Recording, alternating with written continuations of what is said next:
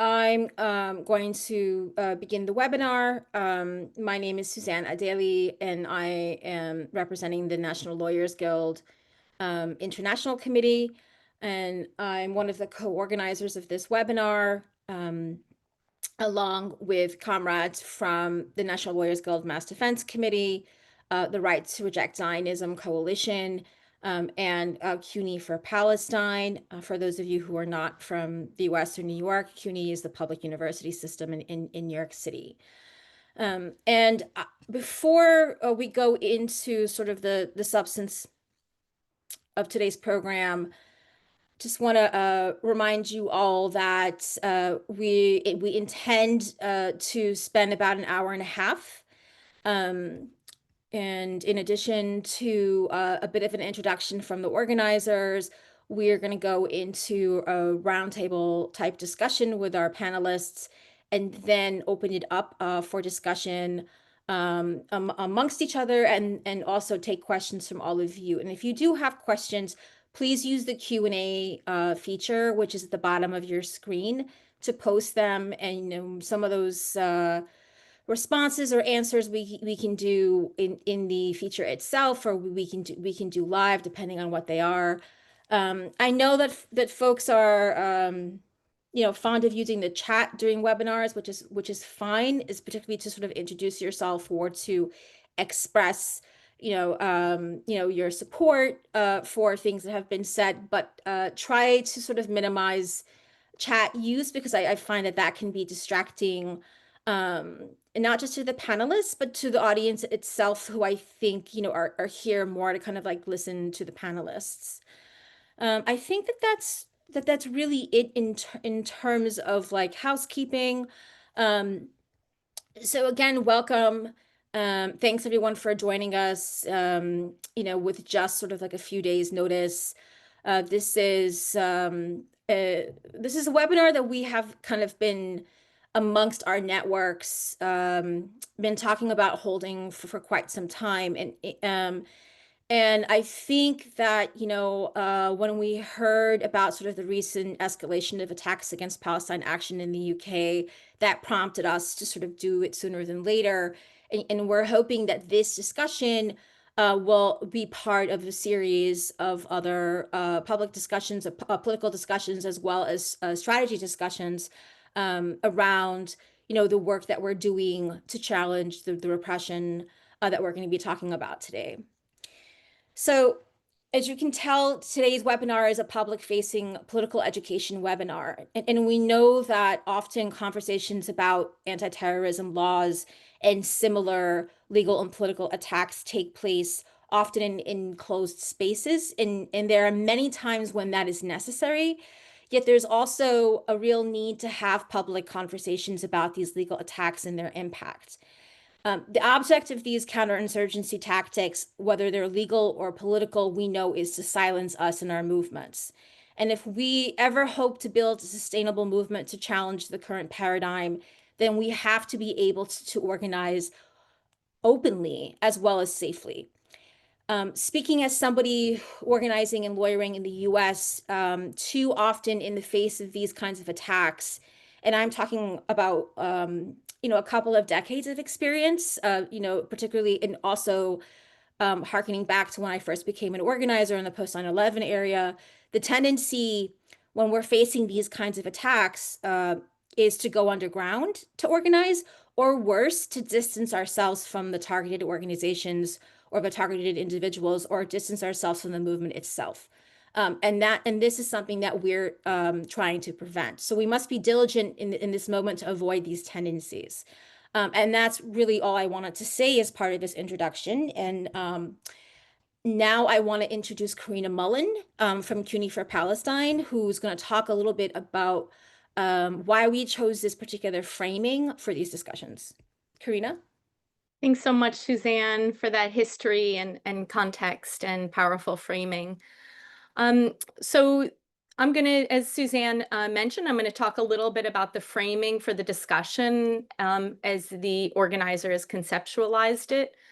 So the U.S. Imperialist state, as we know, has intensified dramatically its use of the law to repress anti-colonial, anti-Zionist, and anti-imperialist movements.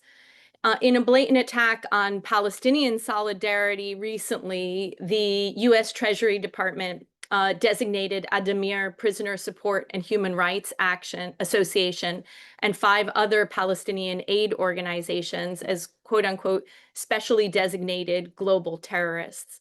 This follows the 2024 blacklisting of Samidoun Palestinian Prisoner Solidarity Network and of the Palestinian writer Khalid Barakat as well. These designations represent a transparent attempt to criminalize support for Palestinian liberation and in particular political prisoners, strangle humanitarian aid to Palestinians, and enforce the US-backed Zionist policy of mass starvation in Gaza.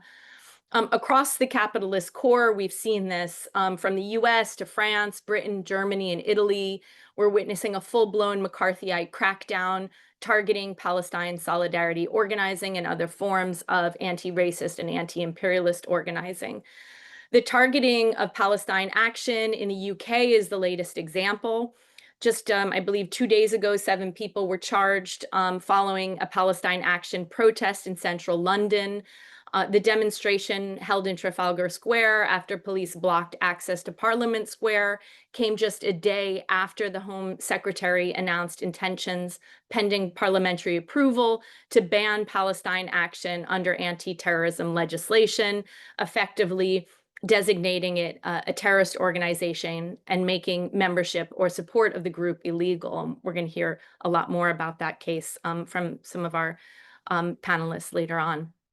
This targeting of PAL Action comes as a result of their successful direct action campaign. Most recently, Palestine Action successfully forced Elbit Systems to sell their Tamworth-based elite KL factory, which produced parts for Zionist military vehicles, marking a major victory in the campaign to shut down the UK-Israel arms trade.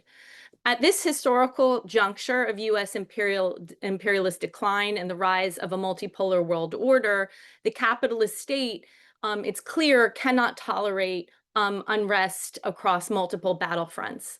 Facing growing resistance from Palestine and Iran to the Sahel Alliance, to Venezuela and Cuba, increased South-South military and economic collaboration are all contributing to accelerating U.S. imperialist decline. From the indigenous land back movement to the movement to stop the building of COP cities, which we'll also hear a lot more about today. These are the military-grade training facilities and mock cities designed to practice urban warfare, essentially to repress our liberation movements.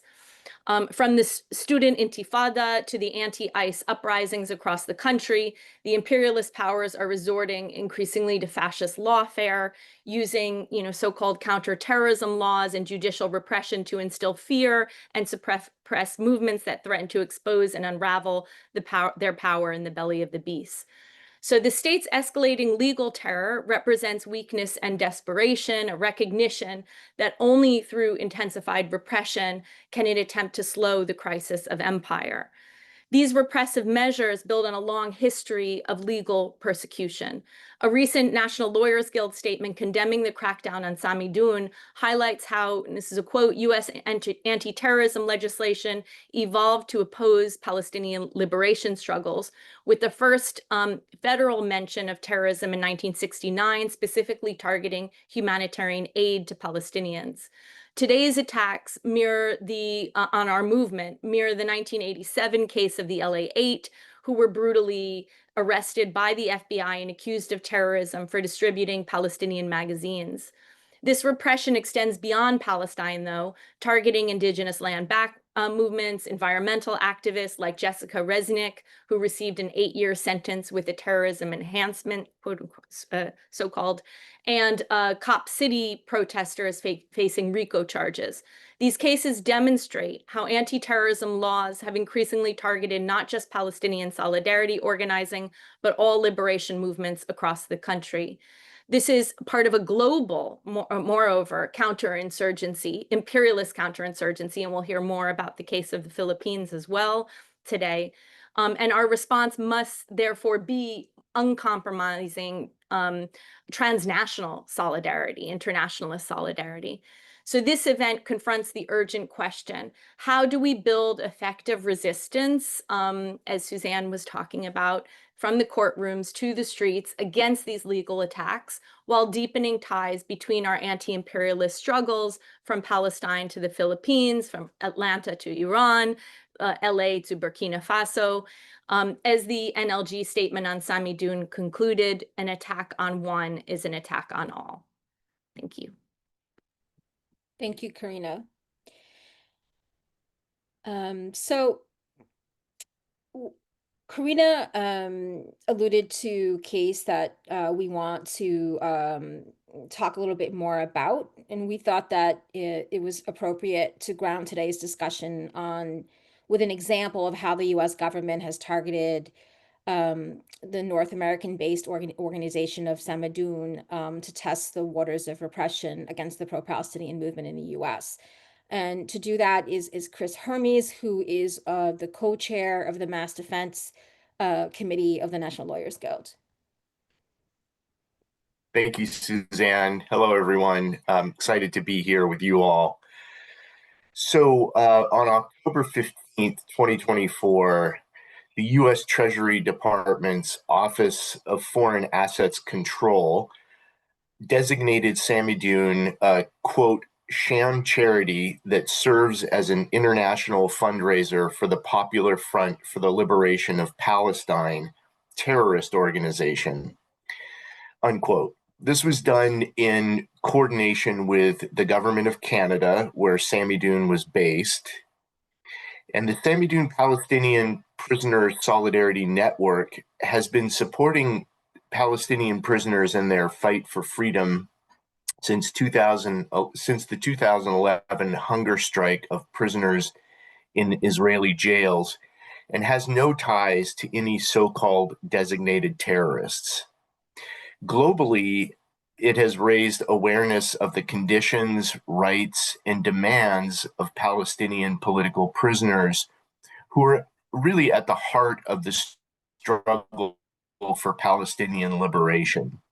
The number of Palestinians held captive in colonial jails has expanded exponentially during the ongoing genocide, with close to 11,000 with close to 11,000 Palestinians imprisoned since October 7th, highlighting the importance of Samidoun's work. Samidoun was not a threat to the U.S. government in any way, but the designation was arguably used as a test to determine how our movements would react, the extent to which Western governments could effectively chill dissent, and how to frame a narrative that could be used to go after U.S. activists. And I'll say notably that the designation came several months after the Canadian government unsuccessfully tried to prosecute Samidoun International Coordinator Charlotte Cates for hate speech. A month after the October 2024 designation, the Vancouver Police Department carried out a SWAT-style raid at her home office, arguably in an attempt to find evidence to prosecute her. With the exception of the National Lawyers Guild and a handful of other organizations in the US and Canada publishing statements of support for Samidoun and Charlotte, a guild member who was not designated by either government, the show of support was pretty underwhelming. Some comrades even chose to distance themselves from Charlotte. The lack of opposition from our movements is instructive for us and arguably paved the way for additional OFAC and other designations. That's with the U.S. Department of Treasury, including the targeted designation of NLG ally Adamir earlier this month.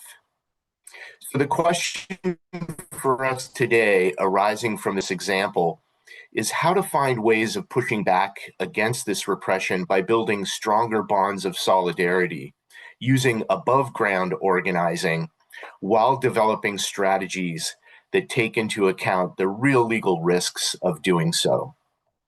Thanks. Thank you, Chris. Okay, so we're pleased to be joined today by Frank McGuinness, a barrister from Ireland, called to the Bar of England and Wales in 2016, by Kamal Franklin, who is the founder and director of Community Movement Builders, by Max Geller from Palestine Action UK, and Sarah Ramundo representing Bayan in the Philippines. And so instead of reading out their bios, we're going to share those in the chat and go straight into the discussion. And I think that we are going to start with Max this morning. And the first question that we want to pose is speaking to the specific context into which each panelist, organizers or lawyers in the anti-terrorism frameworks or similar legal frameworks that are being weaponized to crack down on dissent in the specific context in which they are, which they organize and litigate in. And so I think I'm going to pass it back to Chris to start us off with some more sort of like detailed questions for the first panelist. Thanks, Suzanne. Hi, Max. Thanks very much for joining us. Could you please talk about the recent escalation of attacks against Palestine Action and Palestine activism more generally? How do you navigate the legal risks of solidarity work while continuing to escalate pressure? And what lessons can movements facing terror listings draw from your experience balancing above ground organizing with militant resistance? Thank you so much. I really, it's very gratifying to be here.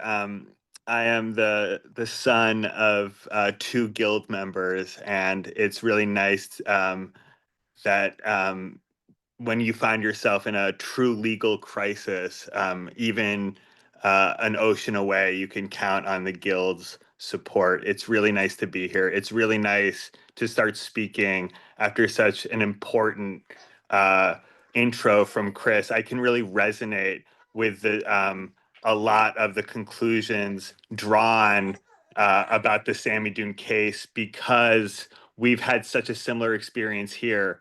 Palestine Action has been around for 5 years. During those 5 years, we have had over 1,200 direct actions, almost all of them targeting Israel's largest weapons producer, Elbit Systems, which we have forced the permanent closure of 3 facilities here in the UK through this militant and repeated direct action, going back to the same place over and over again. Now, our legals, our strategy involved a lot of lawyering. We would do what we call accountable actions, which are targeted criminal damages towards, I'm so sorry. What happened? Okay, I'm still here. Targeted criminal damage instances of at these weapons factories. People would try and break in and do as much damage as they could and get caught. Our strategy was to then beat them in the courts. We based our strategy on the very successful case of the Raytheon in the north of Ireland. During the first Iraq War and the second Intifada, people in the north of Ireland began to smash up a Raytheon factory that was built in Derry. After numerous such instances, juries refused to convict them. And Raytheon said, if this isn't going to be a crime, we're out of here. And they packed up their factory and they quit Ireland completely, and they haven't been back since. That was our strategy in the UK. And during the genocide, we really started to win high-level action cases in court. People who were dead to rights because of the political context we're operating in were still being found not guilty by juries for smashing up Israeli weapons factories because people bought into the idea that they were preventing a larger crime. In response to this, the state last year charged, after a particularly successful action in which quadcopter drones were destroyed to the tune of £2 million worth of damage at a factory in Kent in the UK, we've had 18 of our members charged under the Terrorism Act. Now, this was an escalation by the state, not in response to an escalation by us. We'd been doing the same sorts of actions over and over again. This was in response to our successes. They were trying to damage our recruitment. It's much harder, it turns out, to recruit people to your organization when others are facing terrorism charges. However, I think this is like instructive and something everyone knows. After October 7th, Palestine activism has forever changed. People really have an appetite for direct action, for doing things that make you feel like you're actually working to stop the genocide. And we kept recruiting and we kept doing high-level actions. And since the terrorism charges of our members didn't stop people from engaging with Palestine Action, they have since moved to ban us. I would like to just, if I can, talk a little bit about how truly nuts this has been for me this past week. I'm usually just I work on the communications team of a radical Palestinian group. That's usually what I say. And this week I've been called the spokesperson of a terrorist group, and that actually becomes extremely legally consequential.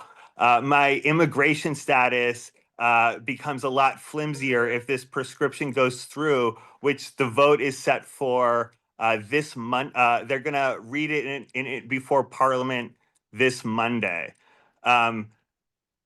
It's not just me either. There are 250 people facing trial in the next year for having done Palestine Action activities. There are those 18 political prisoners I mentioned.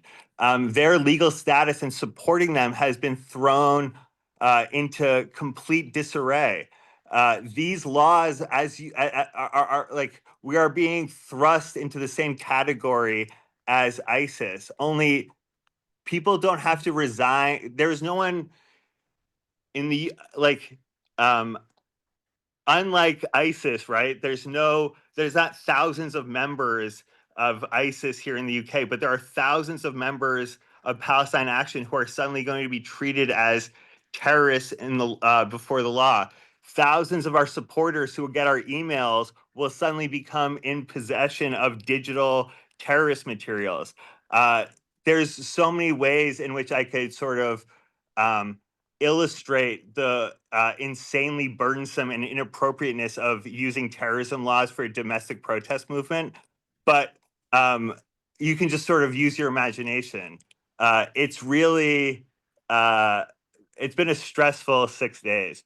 But yeah, that petition, the last thing I was going to say was to hype this petition that we have in the chat here. Ordinarily, petitions don't do much, as we all know, but we are going to be using this petition to show how the popular support Palestine Action has, and that will actually be considered by the judges with whom we're seeking judicial review of this prescription before it gets read Monday morning. So please share that petition and sign it, even though in general, don't trust anyone who asks you to sign a petition during a genocide.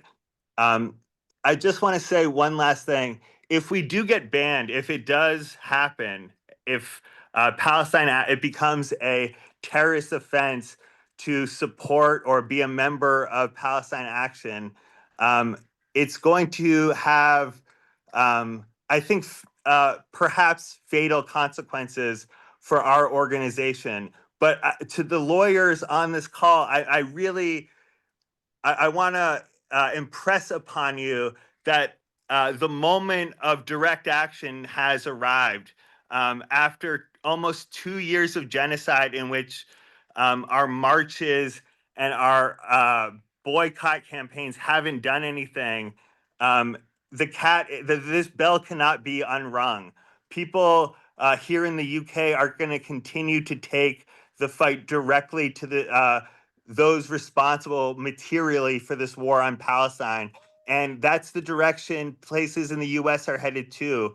So even if they start using these laws to attack the more successful and important wings of our movement, the tactics aren't going anywhere. And the space that you as lawyers can create to allow people to feel like they can do this kind of thing remains extremely important. Thank you so much, and I'll stick around for as long as I can. Great, thank you for that, Max, and thank you for your courage and your organizing, and for also helping us to really understand the context in the UK right now, in terms of this legal counterinsurgency, and really how, you know, the state the fascist state really is increasingly using the law to achieve what it hasn't been able to achieve through its propaganda, which is to delegitimize, you know, legitimate action to stop the genocide. And direct action, historically, in these contemporary examples, you know, gets the goods. And we've seen that with you know, the shutting down, as you said, of 3 Elbit factories, which is just amazing in terms of what has been accomplished in the UK. So the next question, sticking with the UK for a minute, is from Frank McGinnis. We wanted, you know, we know about many of the cases of journalists and social media personalities in the UK that have been targeted by this, you know, this lawfare.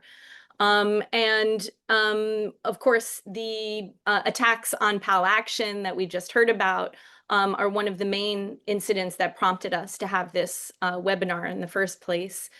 And, you know, we heard really about how this is about, you know, targeting really the success of these movements in terms of challenging hegemonic narratives and discourses, and really challenging on a material level the UK's support for Israeli settler colonialism and genocide.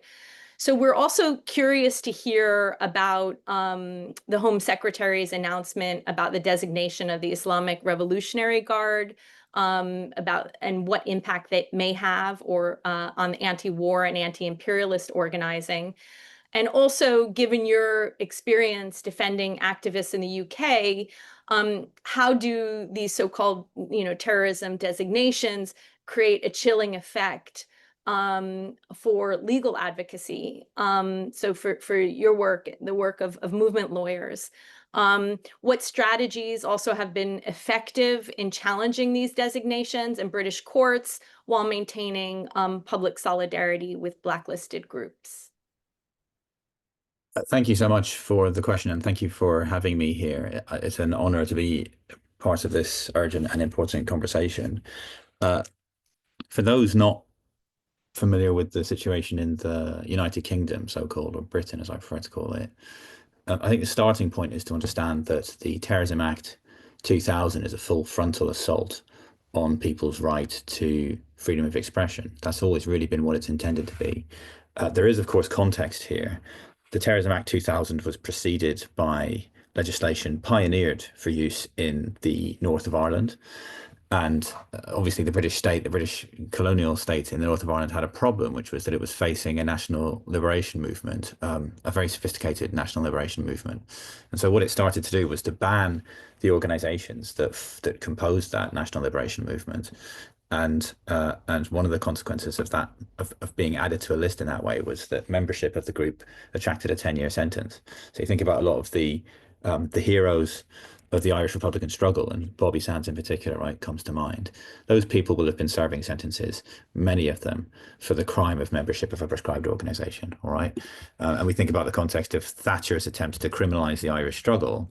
I mean, what she was saying was these people are all just thugs and criminals. They have no popular support, all the rest of it. And so criminalization of their groups was part of their the attempt to characterize this not as a war, a civil war effectively, or a national liberation struggle, right? Think about the IRA. They call themselves the Irish Republican Army. And Thatcher's government says, no, you're not an army, you're just common criminals. And so the designation as terrorists is part of the attempt to criminalize national liberation. And she obviously failed because Bobby Sands, at the age of 27, won an election, a by-election from his prison cell, won election to parliament, and then he succumbed to his hunger strike, right? So this is not new, right? The British state has been at this for decades, half a century at least. And then Tony Blair came along. Think about 1997 is when he's elected, and then 3 years later his government passes the Terrorism Act 2000. Now, Section 1 of that act has an extremely broad definition of terrorism. It's an absurdly broad definition of terrorism. It certainly captures anyone who is using armed force as a tactic. And we know that certain Palestinian groups use armed force in accordance with their rights under international humanitarian law, right? Palestinians have a right, we know that from international humanitarian law, that they have a right to use armed force to resist. But the Terrorism Act says that doesn't matter. If you're using armed force in pursuit of a political, religious, or ideological objective, then you're caught by the definition. So what that creates is an extremely broad discretion for the British Home Secretary to designate basically a very large number of groups. And as I've said many times by this point, she could prescribe certainly the Ukrainian armed forces if she wanted to, but more importantly, she could prescribe the so-called IDF, right? The IDF is engaged in terrorism as far as that term is defined in Section 1 of the Act. So it's this extremely broad, very political type decision that the British government can make. And they're choosing not to make it in respect of so-called Israel, because the British Empire has always supported the creation of a Jewish apartheid state in Palestine, all right? So Article 10 of the European Convention on Human Rights, again, for the non-European lawyers in the room, that's sort of roughly equivalent to your First Amendment, right? That's supposed to be your right to free speech and freedom of expression. I mean, it's different from American jurisprudence in important ways, but broadly there's some overlap there, right? There's an idea that people should be free to express themselves. And what the Terrorism Act does, in addition to making it an offence to be a member of an organisation, making it an offence to organise a meeting with members of an organization, all that sort of stuff, send money. It also makes it an offence under Section 12, and this is the real problem. This is a problem for ordinary members of the public, people who haven't necessarily gone near the organization itself. It makes it a crime to express support for a prescribed organization or to be reckless as to whether something you say might be interpreted as inviting support. So almost completely stripping away the mens rea element, right? It's not about your intention. If a reasonable British person might have taken you to be expressing or inviting support for a prescribed organization, then you're guilty of a terrorism offence. Really serious stakes. So that's what we're dealing with here. Like I said, the act is a deliberate attempt to suppress people's speech. Now, the three obvious examples that spring to mind in the British context recently are the Palestinian groups like Hamas, Palestinian Islamic Jihad, some of the Palestinian organizations that find themselves on that list. And then we have this ongoing case of Liam from NECAP, right? I'm not going to talk about that too much because it's sub judice, right? It's an ongoing criminal matter, but broadly, people will have seen the news that a member of the Irish hip hop trio has been charged under the Terrorism Act.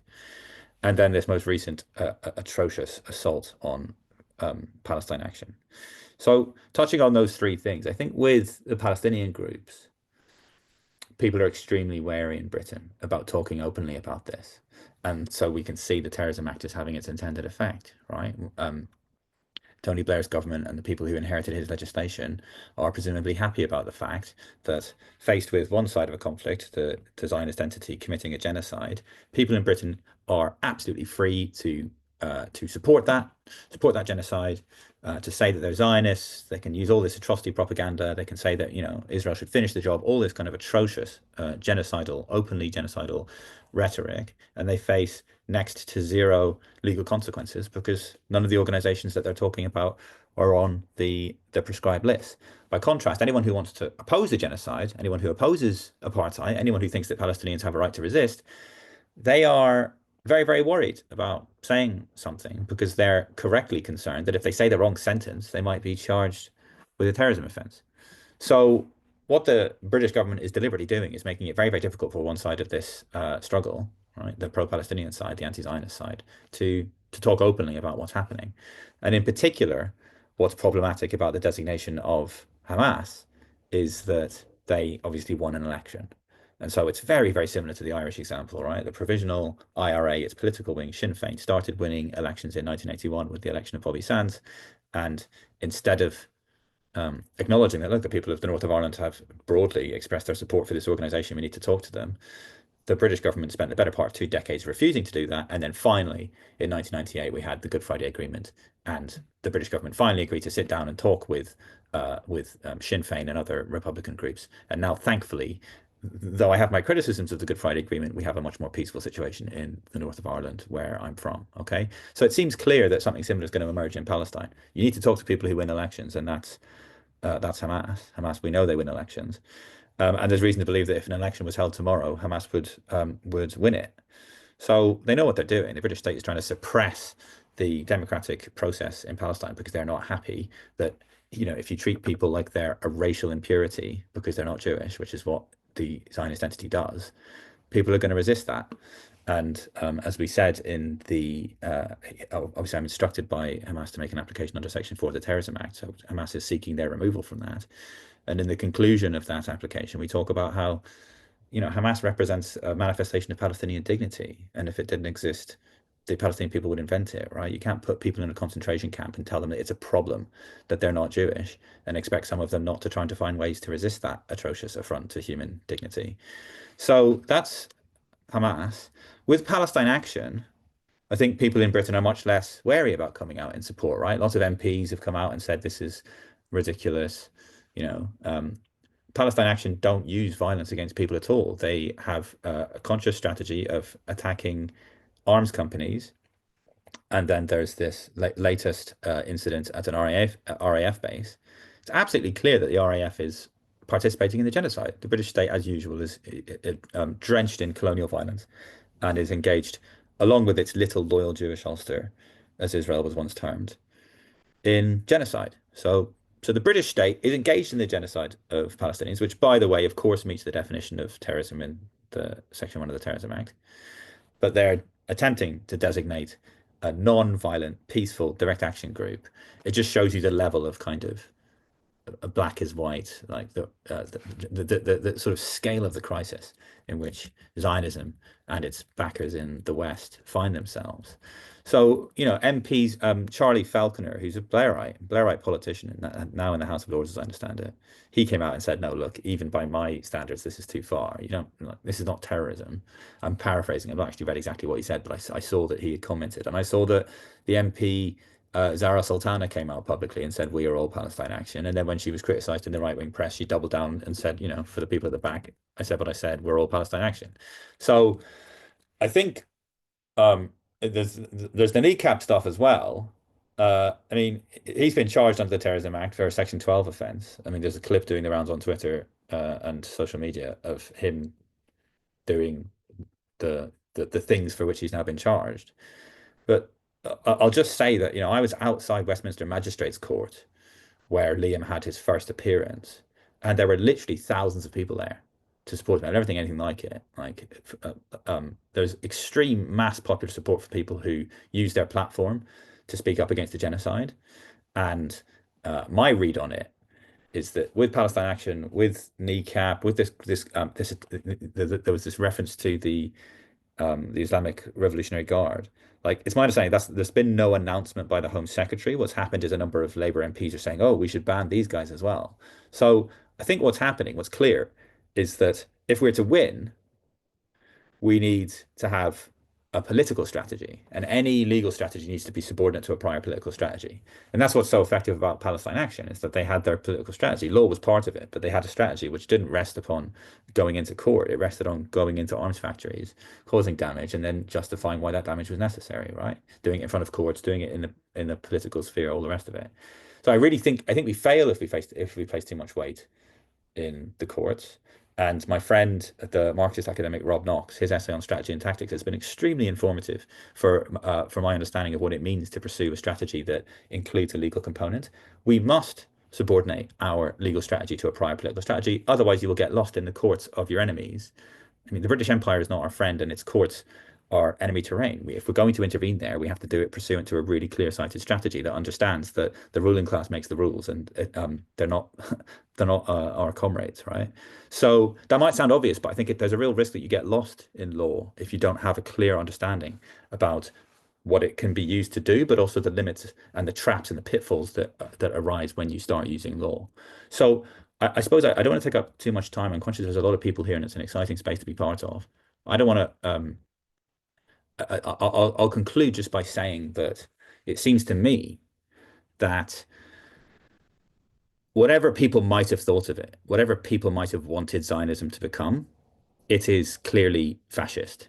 But it has become fascist. It's an openly fascist ideology. You have Bezalel Smotrich, who's the current finance minister, telling us he is a fascist, and its credibility is collapsing, right? Zionism is in crisis, and it seems to be a terminal crisis. I don't think there's any way for it to come back from this, but it's like a wounded beast that's lashing out as it dies. It's causing an obscene amount of damage to everyone around it, Iran, Lebanon, all the rest of it, but in particular the Palestinians.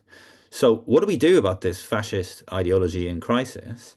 Part of the morbid symptoms of that crisis is that fascism is so weak that it can't defend itself against ordinary people criticizing it and ordinary people taking direct forms of action against it. So it's predictable that in those circumstances, where the British Empire finds its little loyal Jewish Ulster is in this terminal crisis, that it tries to step up the repressive measures to prevent people from engaging in this kind of crisis. But it's to be hoped. I mean, I can't predict the future, right? God knows what will happen.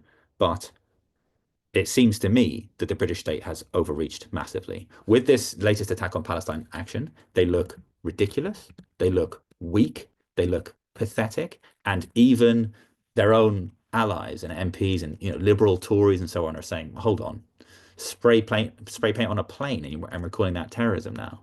So it seems as if, because of this crisis of Zionism, the British state is engaged in this banning spree, and they're like, why don't we ban everything?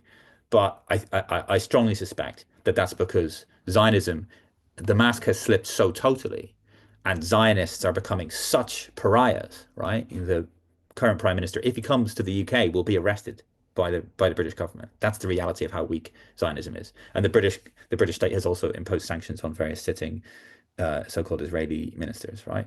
So the British state is contradictory. We should think of the state in Marxist terms as having these contradictions. Parts of the British state can be forced to act in a certain way, whereas other parts of the state are behaving in this increasingly authoritarian manner. I would encourage people to keep sticking your head above the parapet and keep finding ways to create these sort of spaces where we can think tactically and strategically about what it means to represent people who face these kinds of horrific state repression in the course of their pro-Palestinian anti-Zionist work.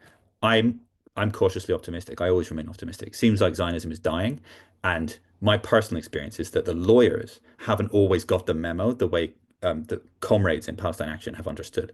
It's open season on Zionism. It can't defend itself, and we should simply go into court and state some obvious facts about Zionism, point out that it's a fascist ideology, that it's the ideology of an apartheid regime as a matter of the ICJ's July opinion last year, point out that their highest statesmen were quoted in the ICJ in January last year saying the most openly genocidal stuff, and in any event, they have arrest warrants out for them. Just say all this stuff in court, and in my experience, you tend to win. Like, a thoughtful judge will say, oh, no one's ever said that before, but actually when you put it like that, yeah, this is fascism, and I agree with you for whatever reason. So we're going to win. It's an honor to share a platform with people in Palestine Action who I might consider friends and comrades. And I just want to put on record, I stand in full, unflinching solidarity with the comrades in Palestine Action, as I do with the people of Palestine against the fascist ideology of Zionism. Thank you so much, Frank. Yes, and I do agree with you that I feel like Zionism is dying, and I think yesterday's victory of Zohran Mamdani as the Democratic primary candidate for New York City mayoral position um, is an indication of that. I think that was the main takeaway, despite like a very full-on racist Zionist attempt to really criminalize him or depict him as a danger to the city and so on. You know, the working class communities of New York came out in support of him. And if that election represented anything at all, it was a rejection of the Zionist narrative. Um, so I'm gonna ask then Sarah to also now contribute to the discussion. Sarah, thank you for joining us. I know it's quite late in the Philippines right now. Let me just spotlight you. Warm greetings to everyone. I'm so honored to be here in this great panel of activists and anti-imperialists. And on behalf of Bayan, I would like to express our utmost solidarity with Palestine Action and Samidun. So I'd like to begin with, well, the first theme that we have agreed to discuss, U.S. counterinsurgency and, Philippine counterinsurgency. So the alliance between the U.S., an imperialist power like the U.S., and a semi-colonial state like the Philippines is a partnership that uses terrorism as a pretext to carry out an endless wars of aggression against the Filipino people. The hostilities experienced by the critics of the tyrannical Duterte and the current U.S. Marcos regime are incarceration of dissenters, killings of activists, and the fake drug war, red tagging and political vilification, suppression of dissent through the anti-terror law, using financing terrorism, the law against financing terrorism against activists. These are some of the instances of state terrorism perpetrated to maintain U.S. global hegemony. So the U.S. imperialist state and the Marcos Jr. puppet state are fully consolidated and united in increasing capacity building for so-called military modernization program, which is none other than the implementation of U.S. counterinsurgency or U.S. coins. So as we all know, it is a comprehensive campaign of violent suppression against forces regarded as threats to U.S. hegemony. Since the imperialist hijack of the 1896 anti-colonial revolution, U.S. coin has been implemented for the ruthless destruction of all forms of anti-imperialist resistance. The alliance between the U.S. and the Philippine government is the longest and the most crucial anchor for U.S. hegemony in Southeast Asia. The region is central to the U.S.-China competition and the new Cold War that U.S. pursues to advance its national interests amidst deep economic crisis. So cultivating this so-called United States and Republic of the Philippines alliance is one of the top priorities of the White House on account of its determination to thwart its very own fear of Chinese expansionism in the Asia Pacific. And genuine progressives in the West and national liberation activists worldwide know that U.S. coin is a bipartisan approach to ensure U.S. political, economic, and military dominance worldwide. And at this point, I'd like to talk about Duterte's National Task Force to End Local Communist Armed Conflict, or the infamous NTF-LCAC. This was created by an executive order, number 70, in December 2018. It is an intervention made by the security sector of the Armed Forces of the Philippines. This is a most reliable and loyal armed force to the U.S. State Department. Two key interventions took place, which prove that the Armed Forces of the Philippines is the most reliable conduit of U.S. counterinsurgency. First, there was a deliberate push from the armed forces of the Philippines to cancel the Royal Norwegian government-assisted peace talks between the government of the Republic of the Philippines and the National Democratic Front of the Philippines. Second, Duterte scuttled the peace talks and instead put up the NTF-LCAC with himself as chair. So in the budget deliberation in Congress, Duterte and Marcos lackeys fight tooth and nail for an NTF-LCAC budget from 16 billion to about 28 billion from 2021 onward. So this was at the height of the pandemic.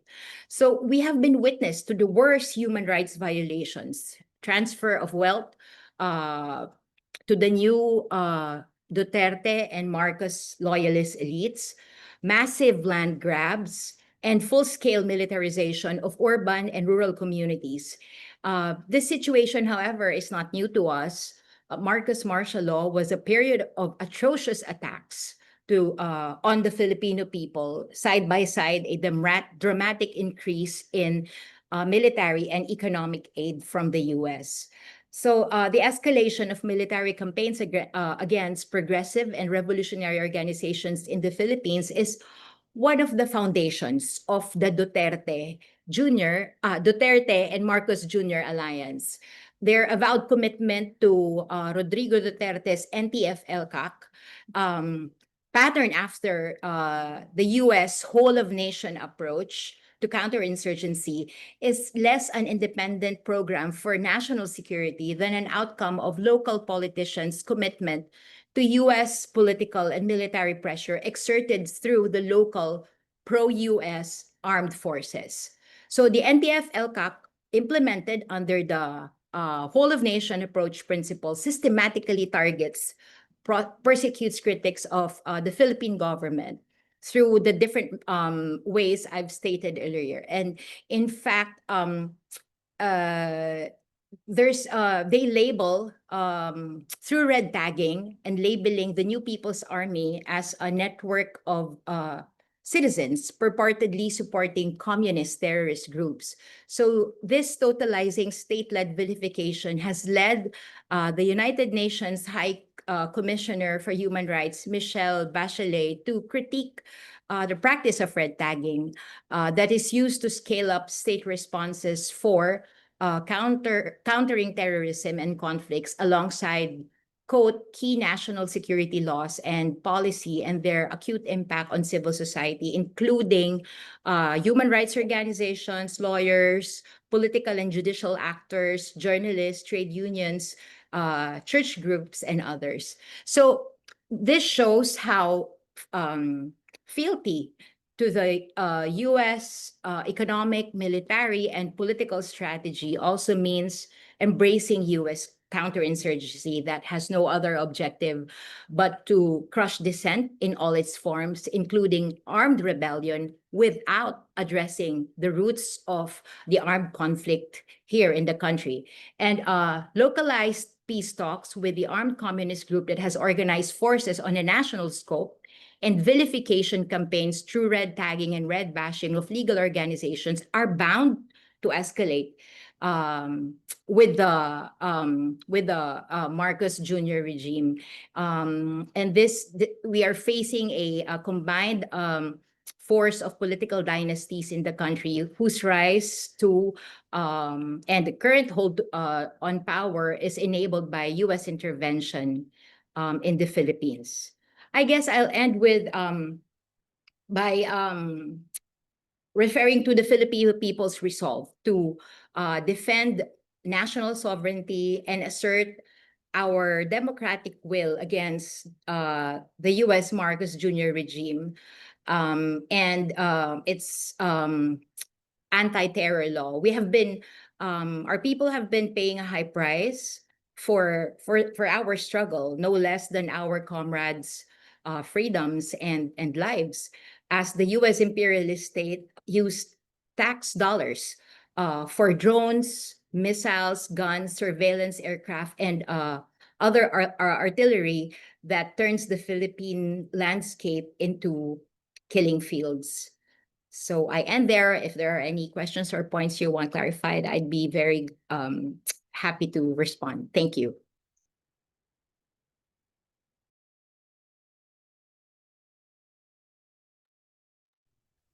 Thank you, Sarah. I think what you articulated and Frank and Max have articulated is just a consistent way that our governments operate against us to not only attack people's movements, but to also try to separate us from each other. And as you said, not only chill resistance and action, but also isolate us. And designations is one of many tools they use, and they use them to not only separate us within our countries, but internationally from each other. And I think the work that Cop City is doing to really challenge the front line of political repression in police as it connects to the broader apparatus of state repression and the attempted use of anti-terrorism laws against Cop City reflects the connection between the alliance around imperialism of the governments of the Philippines and the Zionist entity of Israel, and the investments of the United States, the UK, and its allies in the repression, not only in Israel, in the Philippines, but in our own countries. And so, Kamau, we are hoping that you can talk about the history of McCarthyism, the McCarran Act, in targeting the Black radical tradition, the Black liberation movement, and how the escalating use of conspiracy charges and terrorism enhancements have and will impact on that struggle against racial capitalism and Stop Cop City in particular. I think it'd be great to hear from you because I know it's something you've done a lot of thinking on and is very directly related to the struggle against police violence, which is what has been the role of non-state actors as well, both historically and currently. Zionist organizations like the ADL, the Anti-Defamation League, who both trains and defends police, and then how movements can build durable solidarity within internationally and domestically designated groups without replicating the state's divide and rule tactics. And then finally, what organizational structures protect both against repression, but also against paralysis and isolation. So good to have you. Thank you, Kamau. Thank you for having me. I appreciate being here. Like everybody, free Palestine by any means necessary. I'll touch on McCarthyism and take a broader view of what's happening, and I think it aligns with everything that other speakers have been saying. One is that the war in America is the same war that's waged against oppressed people internationally.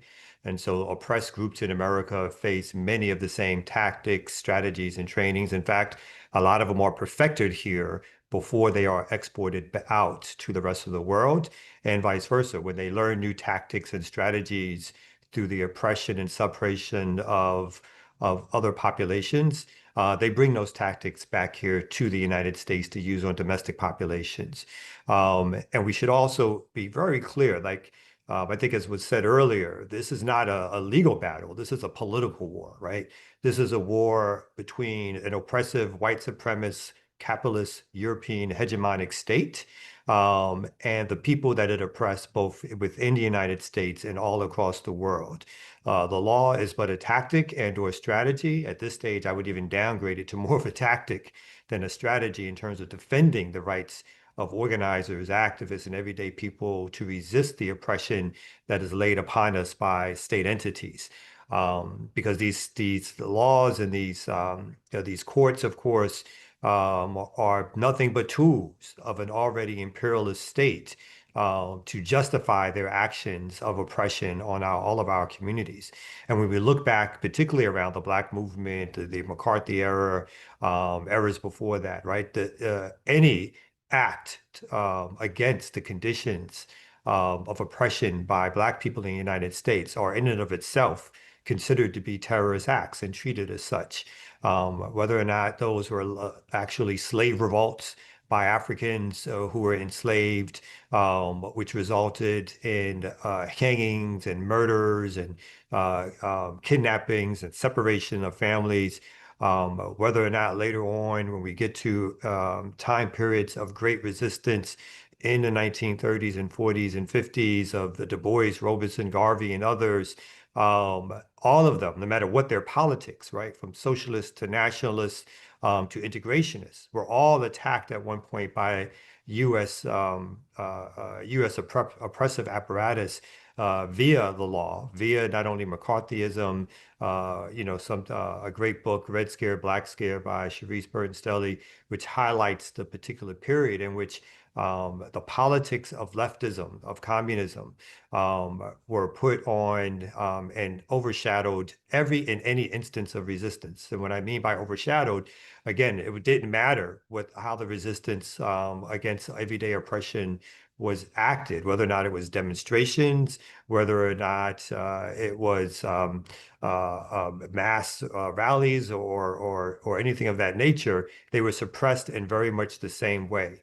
And usually they were suppressed by saying that the egress of the oppression wasn't because people were reacting to what was happening to them in communities. It was because there was a communist plot that was inundating our Black communities. And one is if we needed an overt communist plot to do so, and Black people couldn't turn communist on our own based on our own conditions of seeing what was happening or fighting for self-determination or nationalism. But the idea that somehow there was an implanted ideology that forced us into this was, again, part of the ways in which terrorism today is used, or the laws of terrorism are used against organizers and activists within the United States. So we should, we can go through, again, the history of the law and imprisoning a Garvey on mail fraud, Du Bois and Robeson being denied passports to travel and to build up international relations, the various amounts of charges that was leveled against all of them, and bring it up to the COINTELPRO era, where Black resistance, Black power movement, moving from strictly a civil rights, and even the civil rights movement was criminalized, right? And the Black power movement was criminalized in such a way in which the acts of resistance were labeled as terrorist acts, where organizers and activists were literally murdered by the police, jailed by the police, imprisoned by the police. And so this history moves all the way up, skipping a few decades to the Cop City era of what happened was, the 2020 uprisings, let me say, were a pivotal moment here in terms of the reaction of the capitalist class, whether Democrat or Republican, to make sure that they could control mass movements, so that people coming out of COVID, when millions of people went into the street saying defund the police, alternatives to the police, what the state did was double down on its tactics of terrorism against the community, to start using domestic terrorism charges, to start using RICO charges, racketeering charges against organizers and activists who are engaging from everything from, again, direct action to some militant direct action, which should be used, to rallies and demonstrations, to murdering an organizer and activist, Tortuguita, in a tent, who is sitting crisscross with hands up. And they were murdered by the police. And if they were not have murdered, they would have been charged with RICO and domestic terrorism. We still have 50 organizers and activists today in Atlanta that are facing the charges of domestic terrorism and racketeering charges for being opposed to police violence. And the ways in which you can see in which the state looks at the movement against Cop City and the movement against police violence is that when you look at the indictment that was used for the RICO charges, the state clearly says in its indictment that when the act of terrorism or the act of a criminal enterprise wasn't when we all started fighting against Cop City, but the date that they say in their indictment, that the date the conspiracy began, the criminal enterprise began, was the day in which George Floyd was murdered by the police. And so the reaction of people to fight back against the criminalization of community, to fight back against the targeting of individuals in community for murder by the police, the day that people went out into the streets and started organizing is the day in which the police, the state apparatus, says that's when the criminal enterprise began. And we have to be clear, this so-called state consists of so-called liberal, moderate Black Democrats to overtly white supremacist, white governor Republicans, to the, at the time, the so-called liberal Democratic president of the United States, Joe Biden, to obviously now the overt right-wing, white supremacist, white nationalist, current president of the United States. And so whether or not they are Democrats or Republicans, the idea is to keep empire together. It is to protect capitalism and cops, who are the ruling elites, brown shirts in a lot of ways, the ruling elites army that will suppress populations. And so again, I go back to the thing that Frank mentioned and other folks mentioned. These are political questions. These are political issues. This is not a war on or a fight that's a legal fight. This is a fight on whether or not we, as folks on the left in particular, as organizers and activists and radicals and revolutionaries, can build mass movements that can support other types of movements so that when they are attacked, we can go back out and still show that it's the masses of people who are out there in the streets fighting to make sure that that all tactics and strategies against an illegitimate state, and I include the United States as an illegitimate state, can be fought against and pressed back against, right? There is no struggle in Palestine that can't happen and or succeed in a lot of ways without a struggle here against the United States government, which is the main supplier of weapons and backing for the illegal and illegitimate Israeli Zionist government against Palestinians' right to self-determination, freedom, and liberation. That struggle takes place here, and it's that struggle takes place overseas. And so everybody, I think, is on point talking about the internationalization and the solidarity needed between all of these struggles, whether or not people are involved in a Black liberation struggle, whether or not people are involved in a struggle around ending capitalism, whether or not people are involved in a struggle around U.S. imperialism in their home or abroad. These struggles have to be connected because it's only through the connection of these struggles will we be powerful enough to fight back when these laws are implemented, and then the police, whether or not it's ICE, local police, the FBI, the Marines, the National Guard, all of these different policing agencies and or military agencies. And you can hardly separate one from another these days because they all have the same weapons. They all have the same uniforms. They all use the same technology to monitor our movements. And so if we don't build a movement that is strong enough, that is big enough, that is engrossing enough to move more people to action. And for me, I will be clear, although I do think that it was great to see the victory in New York City. That is not the movement I'm speaking about. I'm speaking about a movement that is a street movement, a movement of masses of people that at sometimes will bypass the so-called electoral process for people to demand their rights, liberation, and freedom. We cannot depend on the electoral process to liberate us or free us because that is a captured process. There may be some good things that can come out of it. It can be used both, again, as a tactic and strategy, but it is only going to be the masses of people who really get to make the decisions for how we liberate ourselves from what the United States is and what the United States represents in terms of its role in centering Western hegemony all across the globe and within the United States. And so I'll wrap with this. Again, these are not legal questions, although the law can be a useful tool. It is not how we're going to liberate and free our people, and I think everybody knows that. The law is something that can be used to help us fight and defend some of the more onerous things that are happening within our movement.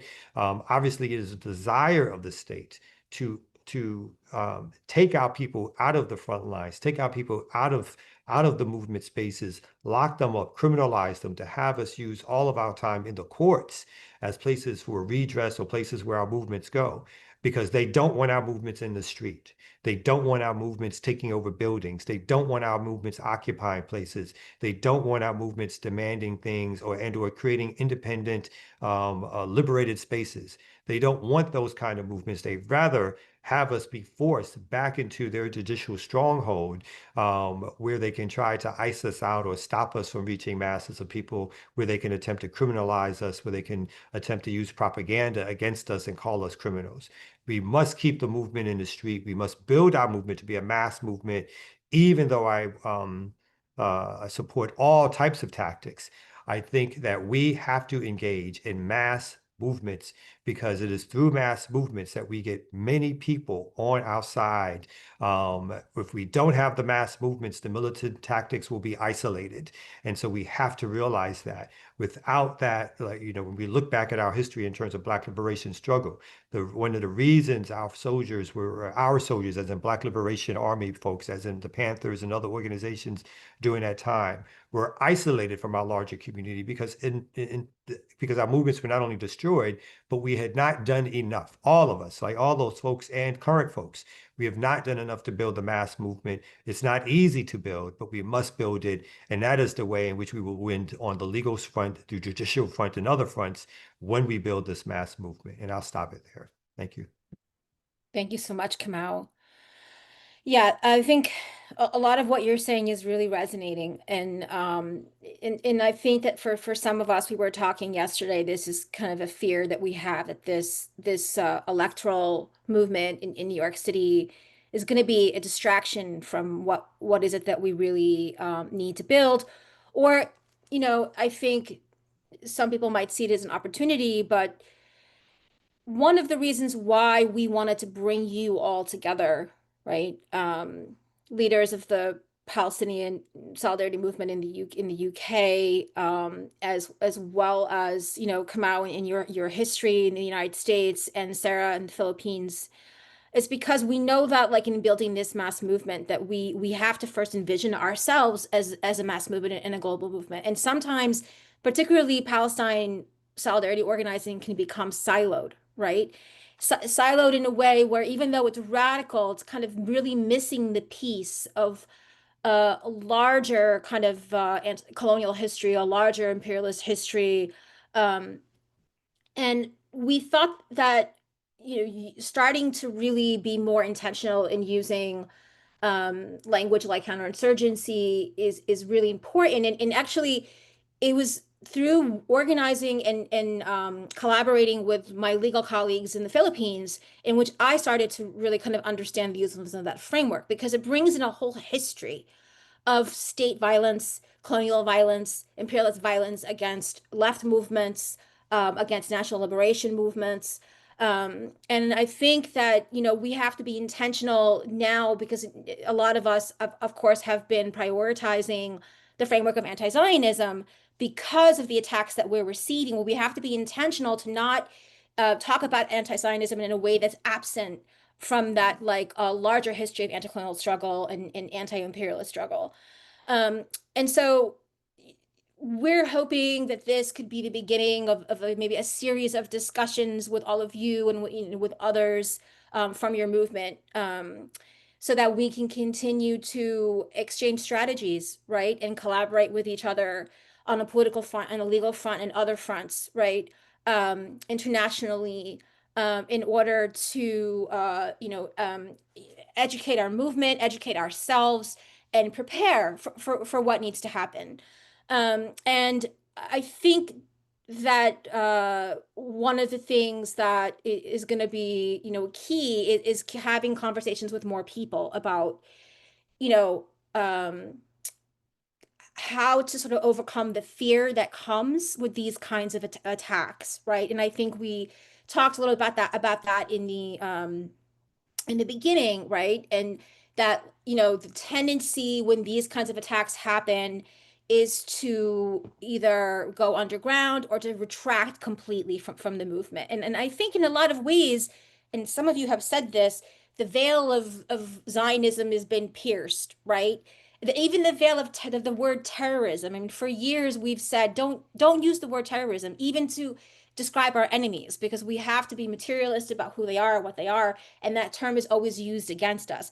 But there's a feeling that even that term has lost its meaning when it's being wielded, right?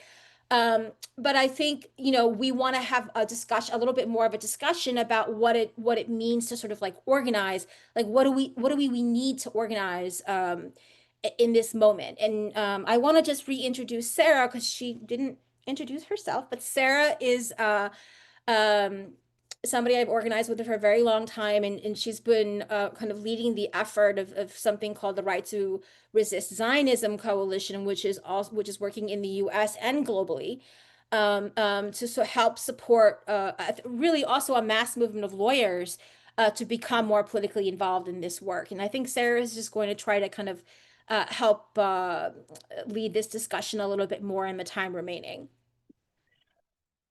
Thank you, Suzanne. Thank you to all of our speakers. I think what you all are naming is the relationship between mass resistance and repression, of course. And so the fact that there's been this level of exposure of Zionism and the escalation and impact of imperialism from across the board, including the escalation of more explicit authoritarianism, really then comes with a recycle as well as a building upon historic forms of repression, including these designations. And so what we'd like to talk about in the time that we have remaining is that legal defense is a necessity, and there are certain legal strategies that we can use that are both defensive and offensive. But the legal is only a tactic, and it is a tactic of, as everyone spoke to, popular repression, popular movement, big mass popular movement. And that the way we respond to repression either builds movement or it allows them to be effective in dividing and isolating us. And so, as Suzanne said, what we're hoping that these kinds of discussion do is prepare us to not retreat, but to continue to not only act boldly and principally in solidarity with each other, but to continue to advance our work. And so that repression becomes an opportunity to advance and build and grow our work, rather than allowing it to be effective in the chilling effect. That said, that takes preparation.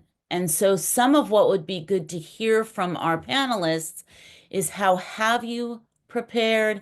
How do you see us acting effectively and thoughtfully in solidarity with each other? And I think Kamau really lifting up what it means to build mass movement, both to achieve our goals, but also to defend against repression and not to allow ourselves to become isolated. So I'd love to open that up and hear from the panelists on those ideas of both more offensive tactics, as well as defensive ones.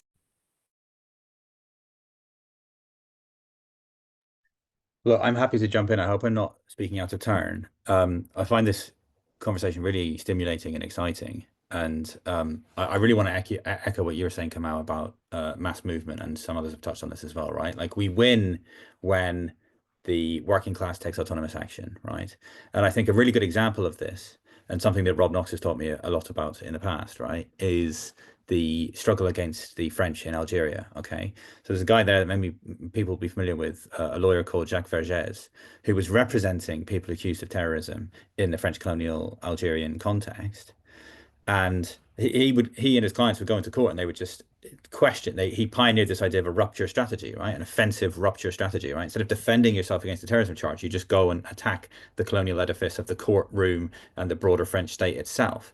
Now, the reason they were able to do that was because the FLN was a mass movement. And so it just becomes this, I don't want to downplay it, but it becomes almost this incidental, like, look, you're not powerful enough to suppress us. We have a mass movement outside that's willing to engage in an extremely bloody war of national liberation against the French, and that's why they won. So I think there's a trap there of thinking like, oh, somehow the French were defeating Algeria in court. No, of course they weren't. They were defeated by a mass movement. But because that mass movement was available, that's why it becomes possible to pursue such ruptural, aggressive, offensive strategies in court. And the analogy I would draw of the current moment, without making flattening, simplistic analogies, Zionism is being defeated on the battlefield, right? It's like it was militarily humiliated on October 7th, right? Whatever else we think of October 7th, as a matter of fact, it was a massive tactical defeat for the Zionist entity.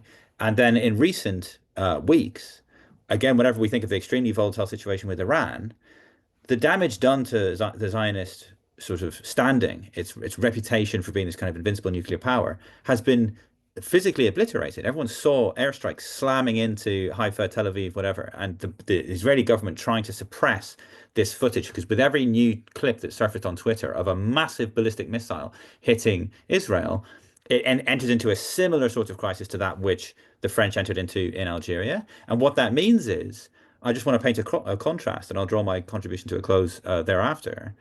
In 2021, I represented an anti-Zionist Jewish man. He didn't call himself Israeli because he thinks Israel is an abomination. So he came to Britain and claimed asylum, right? He said he was a rabbinical student who didn't want to serve in the Zionist military because he didn't want to commit war crimes against Palestinians. So he claimed asylum on that basis.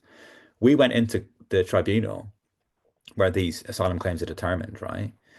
And I wrote a 30-page skeleton argument saying it's an apartheid state and it systematically racially dominates Palestinians, and it also singles out people with anti-Zionist political opinions, as the term political opinion is defined in the Refugee Convention, right? 30-page skeleton argument about it. This is all about apartheid. We didn't have the ICJ yet, but we did have Human Rights Watch. We had a growing number of reports saying this is apartheid. The judge wrote a judgment which ran to a similar length, 30, 40-page judgment in response, did not mention the word apartheid once. So this like obscene, absurd liberal weaponization of silence, refusing to even address your argument, right? Fast forward to March of 2024, I'm representing another so-called Israeli client, this time a Palestinian citizen of Israel. We run the same arguments. We say, look, it's an apartheid state, but more than that, we also say, look, it's genocide. And if you think by March of 2024, we already had the January ICJ judgment. So we just went into court and said, it's not just that it's apartheid and it's racially dominating Palestinians, including Palestinians, citizens of Israel, but it's also the case that it's genocide. And for the authority of that proposition, look to what the ICJ itself said. And we were able to quote Israeli President Isaac Herzog saying an entire nation is responsible. So we're able to say, no, he's not talking about Palestinians in Gaza. This is Zionism with its mask off. It views all Palestinians as a racial threat. The only reason we were able to meet with any success in that case, and we did meet with success, the Home Office balked less than 24 hours before the case was due in court. They saw, hold on, are they going to win? And they were like, our own courts are going to say, yeah, Israel persecutes its own citizens, right? Its own Israeli citizens, if they're Palestinian. So the Home Office chickened out, right? And that caused a minor diplomatic crisis. It caused problems. Obviously, my client asked me to go to the press with it. And so what I'm saying there is you see the difference that the mass movement creates, right? You've got millions of people marching through the streets of London. You've got military confrontation with Zionism on the ground. And then that creates the sort of change which allows you to be, as a lawyer, merely one part of the winning strategy, which is ultimately Zionism is being defeated on the ground in Palestine. But we in the diaspora can go into court and make these offensive arguments. The final thing I'll say is that a lot of my colleagues at the bar, a lot of my colleagues in the legal sector have been cowardly, and they've been insufficiently, they haven't had their finger on the pulse of just how just how vulnerable Zionism is. And so we need to go into court and just say obvious stuff about Zionism and we'll win. And we have a recent judgment of the English High Court where exactly that happened. Stunning stuff from the English High Court saying you're allowed to call for Israel to be abolished. That's not anti-Semitic. You're allowed to suggest that Israel is governed by fascists and that Zionism is a fascist ideology. That without more is not anti-Semitic.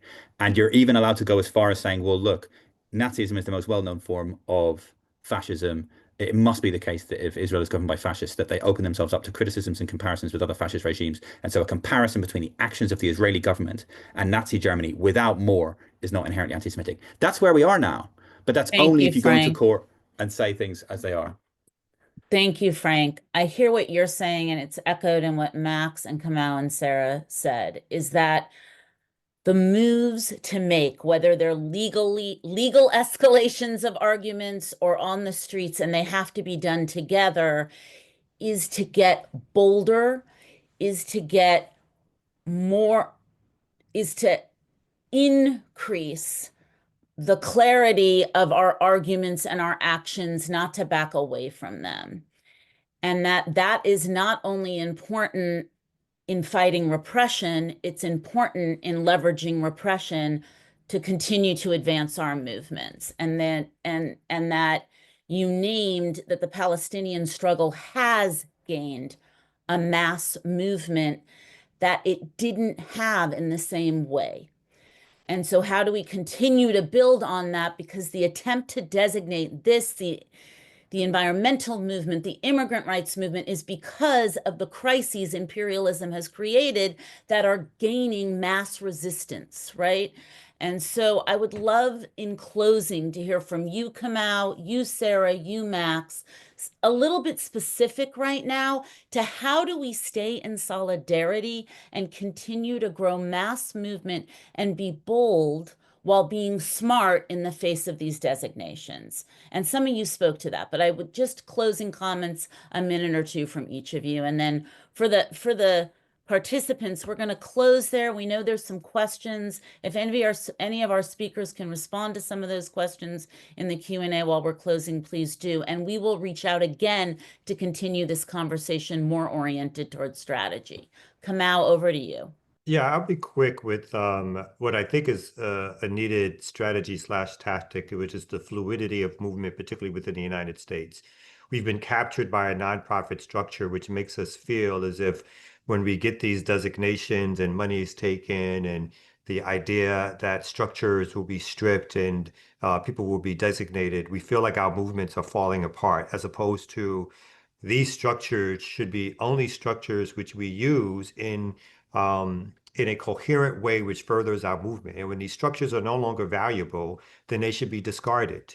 The idea that somehow within the United States context, again, that movement is based in 501c3s as opposed to other types of organizational structures is something that only came about 40 or 50 years ago with the destruction of movements in the 1960s and 70s. And so I think a clear strategy that we need to be articulating is a political strategy that tells us that we are political beings and that these structures are created maybe in some ways to capture resources. But if we rely on these structures, or we think that these structures in and of themselves are radical or revolutionary, will move us where we need to be, then we've lied to ourselves and we've allowed ourselves and our movements to be captured by the state. We have to think outside of the current context of what it means to build movement in the United States so that we only think about these legal structures as way stations on further movements, further ways to build movements. And if we do build these structures, then we have to build alternative structures which are not based in some legal apparatus that the state controls, but which are true movement, revolutionary, radical organizing structures, which have no legal structure, no legal designation whatsoever, so that we can be free to operate. Doesn't mean we won't be criminalized, but we won't feel beholden to a structure because it has a lot of money, and therefore we think somehow that our movement is over because we're getting letters to appear in Congress or whatever like that.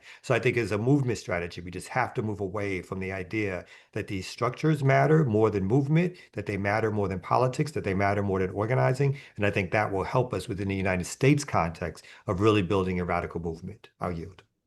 Thank you, Kamau. Talking about vehicles that are just vehicles for movement, and that diversity of tactics. Okay, Sarah, can you jump in?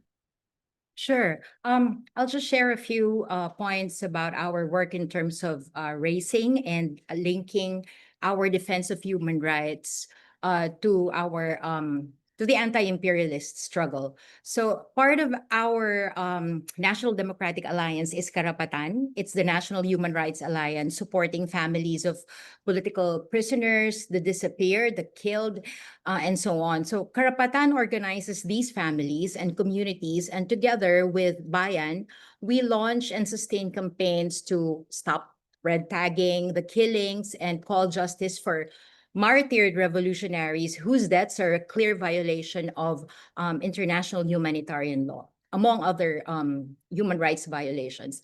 There's also right now, or for years, been a conscious pushback campaign that we've rolled out to end red tagging. And one of its impact is a landmark decision. The Philippine Supreme Court ruled, and the rule says that red tagging is an act of publicly labeling individuals or groups as communist rebels or terrorists, and it poses a threat to their right to life, liberty, and security. So this rule was issued in May 2024, and therefore it declares red tagging as illegal. So, and now comrades are starting to build human rights defenders desks in municipalities where there are national democratic organizations.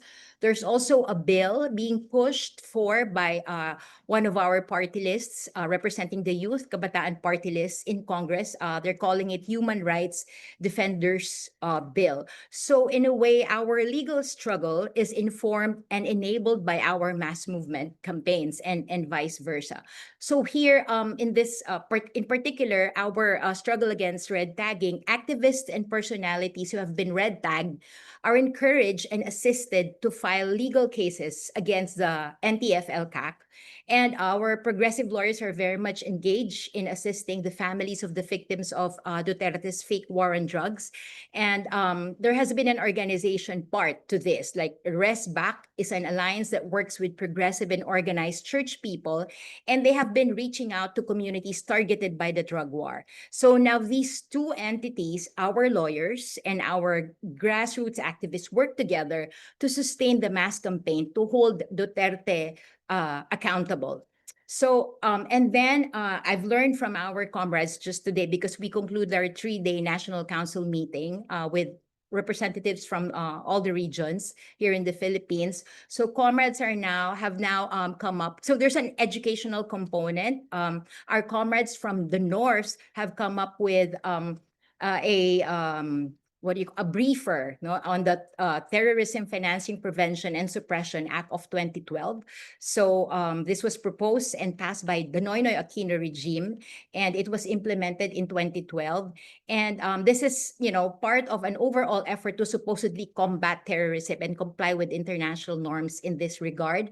Our comrades from the Cordilleras have come up with a critique of the Anti-Terrorism Act of 2020. So in the coming months, we would be calling for a conference focusing on the different ways in which our regional branches, the regional branches of Bayan, are experiencing and how they're dealing with, terrorists,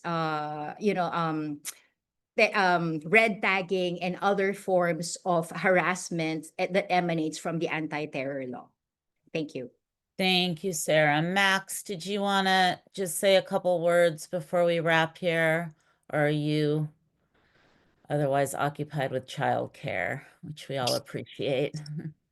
No, thank you. I would like to just say a few things. First of all, thank you again to everyone. I think I just want to remind, as we all know, right, we are in the 20th month of this genocide. If you're in an organization that is doing the same sort of campaign work that it's always been doing, it might be time to think about doing something else. Palestine Action targets Israeli weapons because of the role Israeli weapons plays in imperialism, in U.S. imperialism worldwide. We are a materialist thing, and we are effective, and that's why we are targeted. And if we are able to defeat this prescription in court, it will be the end of Elbit in the UK. They will not be able to stop us with that energy behind us. And if Palestine Action is banned, and again, I just want to make clear with everyone that if I said this a week from now under a ban, I would be looking at a 14-year prison sentence. But I'm not right now, and we're not banned, so I can freely say this.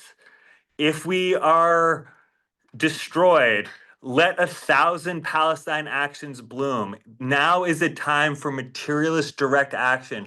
We have literally prevented the delivery of crucial weapons parts and forced the Zionist entity to scramble in order to meet the needs of its troops in the field. If people all started doing this around the world, we could make a material impact in this war on Palestine. And what else do we that is what this moment requires. Every week I bring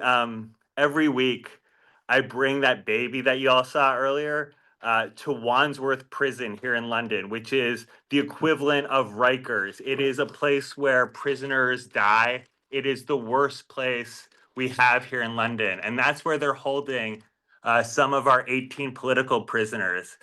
And I have my own weird class position stuff. And every time I leave, I feel overwhelmed with how unfair it all is, right? It's just like I see these vibrant, wonderful, noble souls being held in this terrible, terrible place. And I'm holding my baby, and it's so overwhelmingly sad to me. But none of our political prisoners ever think about how unfair this is. They understand that to defeat an enemy that is willing to starve and murder 400,000 Palestinians is going to require sacrifice. And that's what we need right now. We need to defeat this enemy. And that's going to require sacrifice. And lawyers have a responsibility to create the space for people to feel like they can make it. And when they do, to defend them to the very end and beyond. So thank you so much. And Thank you, Max. Thank you. I want to just name that the petition to defend Palestine Action is in the thread. And it's important to sign that before there is a designation, as well as, and we will be talking about this in future websites after there is designations, there are actions we all need to take. We are stronger together. An attack on one is an attack on all. And what I'm hearing from everyone is be bold and be smart, but don't stop being bold. And also that there is a relationship between the kind of escalation Max is talking about and the mass movement, and we all have different roles to play in that. And that legal action for those lawyers on this call, they are tactics to amplify, defend, and fortify the movement, and they are as strong as our mass movements are. And so obviously, we need to continue this discussion. We will be organizing follow-ups, and we will be sending to all the participants. I think here we can send petitions, some more information on all of the work that was discussed on this, including the right to reject Zionism and the defense of Cop City and Bayan, as well as Palestine Action. So thank you, and thank you to our panelists for your work and your ability to share it and to reinforce each other at this moment. And we will reconvene soon. Thank you. Thank you. Thank you, everyone. We'll be in touch.